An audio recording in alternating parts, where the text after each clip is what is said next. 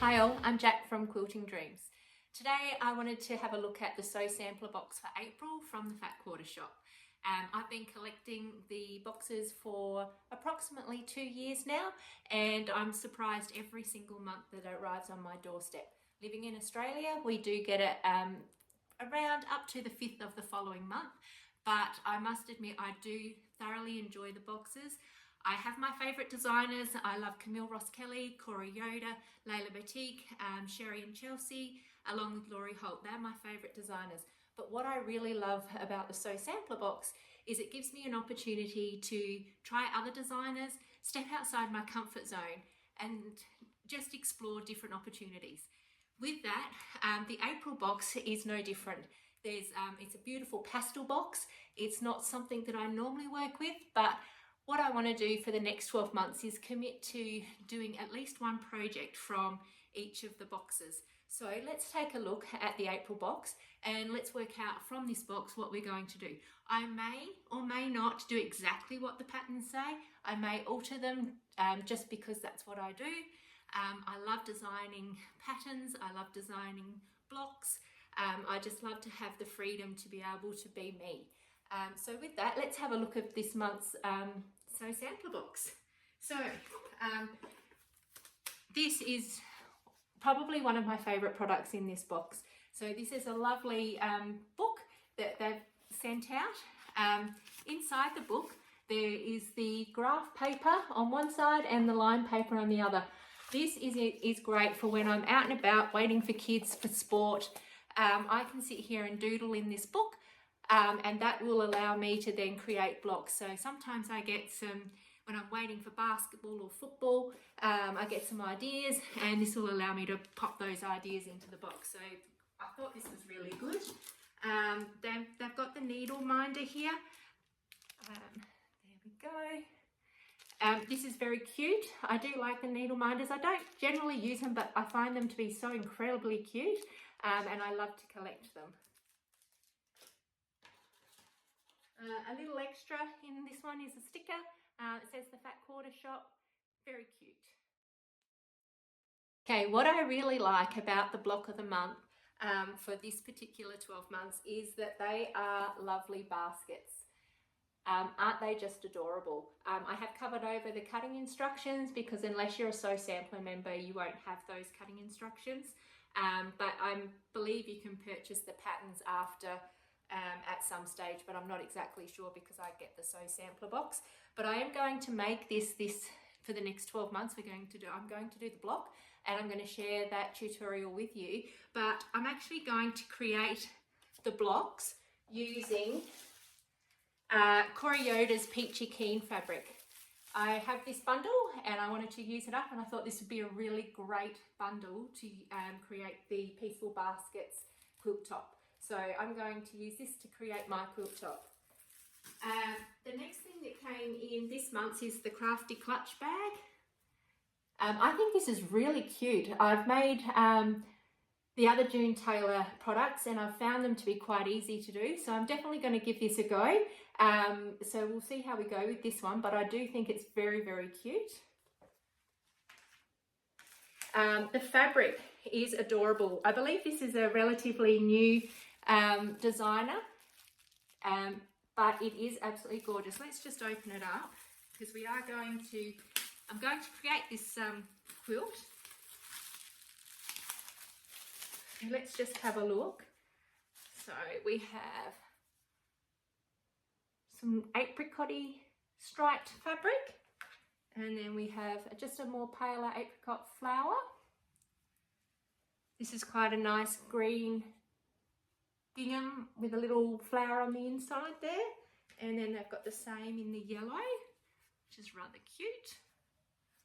And then it's more of like a sort of light pale sort of yellow type thing,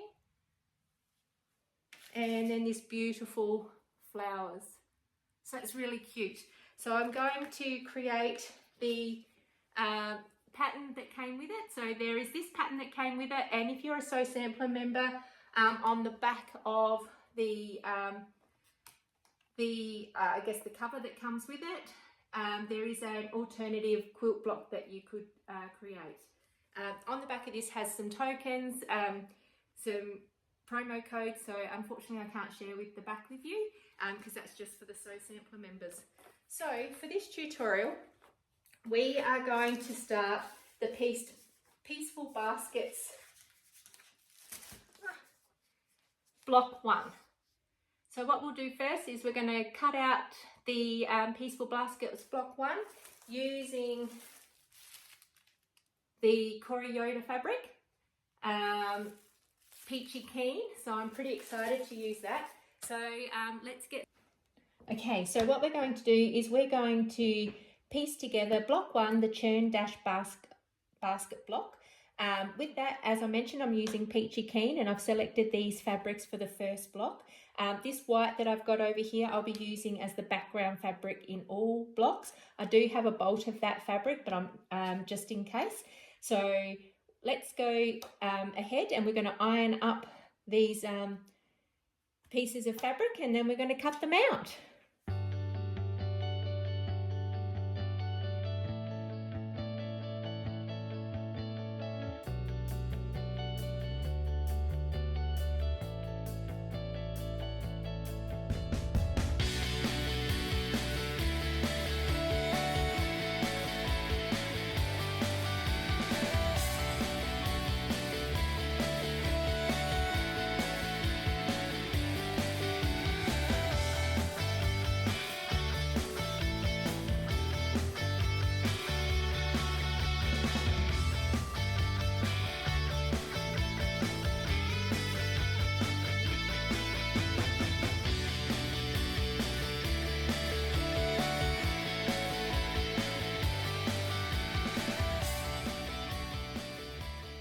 Okay, so that is all the pieces that we'll need for this block. We're going to go ahead and we're going to start following the instructions and we're going to put together this block, but we've got all of our pieces ready. So I will go through certain steps with you, but others I'll just show you via the video. So first steps first, we are going to use a fusion pen, but you can use a pencil or anything you like. And we're going to put the line across the fabric on the diagonal, and then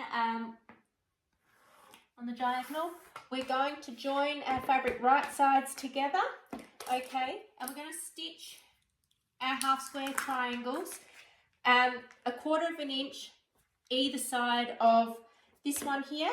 And because we cut this triangle in half before we put it on, we're only going to stitch 1/4 inch on one side, which is the two fabrics facing together.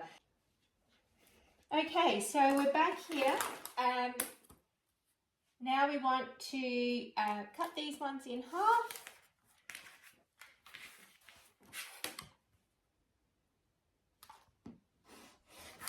Then we're going to iron them and square them up. So I'll just get that piece done. Okay, so one of the things that this pattern has asked us to do is to iron our seams open. So I've gone ahead and done that. It does say unless otherwise specified. So for this particular block, we are going to iron all our seams open. So when I'm squaring up a block, I actually use the lines that are on the ruler. It's probably a bit hard to see there, but I use the line that's on the ruler and I keep that in alignment with the stitching, with where the two blocks meet, and then we just zip those edges off.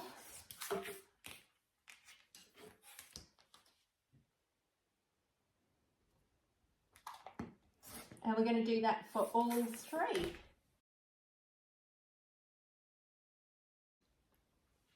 Okay, for step 2, we're going to assemble the half hourglass units. One thing to make sure of here is that these two fabrics are opposite. So we need one with the peach on the outside and on the outer side, and one with the peach on the bottom. Make sure that that's something you pay attention to when you're putting these blocks together. Otherwise you may find yourself unpicking and redoing these blocks. I'm going to sew these together and I'm going to come back and show you what they look like when they're done. Okay, Okay, so there are two, what were they? Half hourglass units. So they have both been created. So what we needed to do beforehand were our half square triangles and the half hourglass units. So we're now ready to piece the entire block together. So I'm going to put the block out here and then we're going to start piecing it together.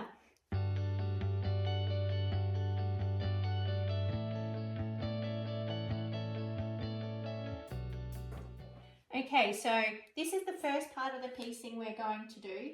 When we assemble this part, the centre unit should measure up. Unfortunately, I can't share the measurement with you because it's not my pattern. But if you're a Sew Sampler member, it's definitely in your pattern. So I'm going to put these together and then we're going to go to the next set of assembly. Okay, so that is the steps so far in the block. We have pieced it all together. So we made a half hourglass, and then we've got a half square triangles in there. So now we've pieced that together. The next step for the block is to do a half square triangles for on this one here. So using the same method we did earlier, we're going to, on the wrong side, remember with white fabric you want to check twice before you do your sewing and before you do your cutting and any part of it, because if you do it on the wrong side you will have to unpick and start it again. So we're going to place these two together now in preparation to do the next section of the block. Okay, so what we're going to do is we're just going to square up these half square triangles. I'm using a different ruler this time. I try to pick a ruler that best resembles the fabric, the size of the fabric that I'm working with. If I'm using it, like if I was to use a bigger ruler, it would be a lot harder to do. So I try to stick with a ruler that best suits the size of the fabric. And then it just makes it a little bit easier when we, you can also, it's easier to use the angles to make sure that you're getting it nice and square. Okay, so that's our two half square triangles done. And so now it's just asking us to put the next section around this block. So we're building the block out. So I'm going to go ahead and put the next section on, sew it up, and I'll pop back again.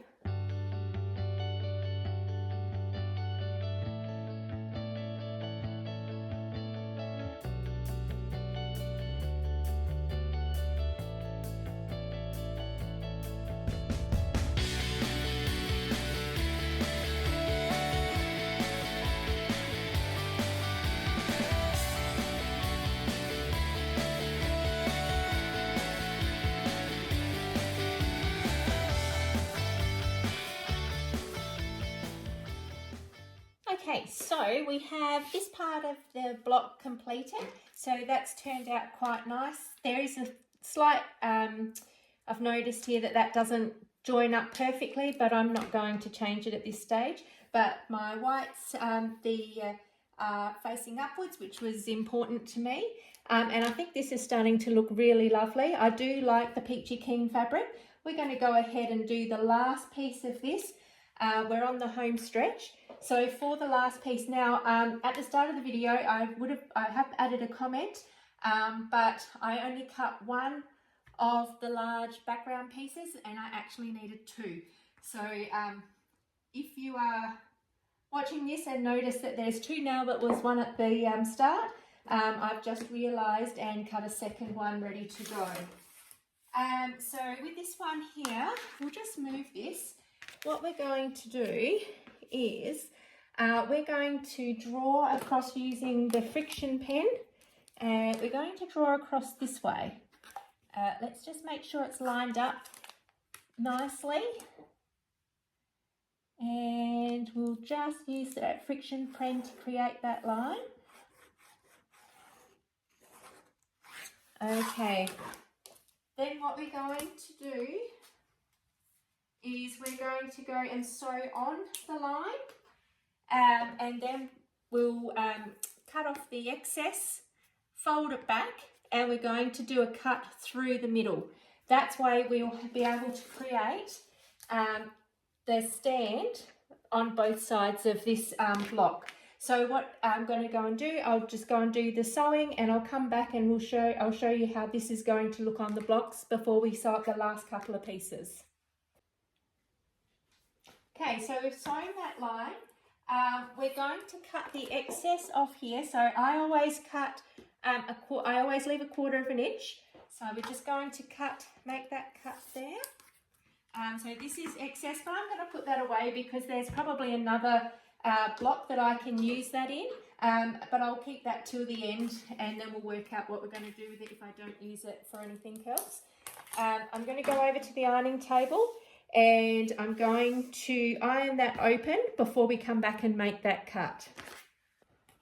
Okay, just something to remember, just when you're sewing on the bias, cutting on the bias, ironing on the bias, just make sure you're careful. If you are stretching it too much, it will stretch out of shape, and then you'll find it very hard to square up. So just make sure you pay particular attention when you're ironing. Don't iron, I would not recommend ironing like this. Just take your iron and place it over the top. You'll find that will give you a much better result. I did try the ironing. Some of my blocks were a little bit skewed. I couldn't get them squared up how I would like. So definitely take the time and the care, especially when you're doing anything on the bias. So now what we're going to do is we're going to make the cut across. We'll actually use a longer ruler than that. It's not quite the right one. So we'll firstly cut across the top of this one. So we'll line up from point to point, and we'll pop that first cut in, and then we'll grab the second one. Again, line up point to point, and there's our second one. So what does this look like? Okay, this block is coming together quite nicely. So there's the first one, the second one, and see how putting these in, it gives it like a stand that the basket is sitting on. So that's how our block is going to turn out.